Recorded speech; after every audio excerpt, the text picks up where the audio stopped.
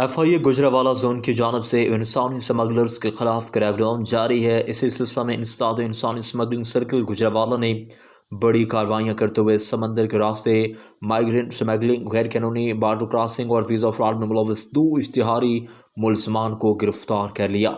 گرفتار اشتہاری ملزمان میں 2024 کے یونان کشتی حادثہ میں ملوث خادم حسین راجہ بھی شامل ہے، جو ایف آئی اے گجرانوالہ کو 2 مقدمات میں مطلوب تھا۔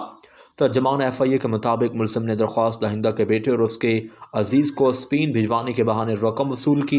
ملزم نے متاثرین کو پہلے موریطانیہ بھجوایا اور ان پر تشدد کر کے مزید رقم بھی وصول کرتا رہا۔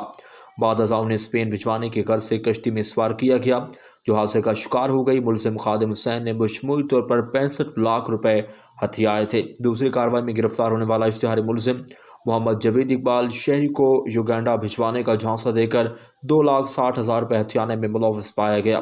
ملزم محمد جاوید اقبال سال 2019 سے مطلوب تھا۔ ترجمان کے مطابق دونوں ملزمان کو گجرانوالہ کے مختلف علاقوں سے گرفتار کیا گیا اور انہیں گرفتار کر کے مزید تفتیش کا آغاز کر دیا گیا۔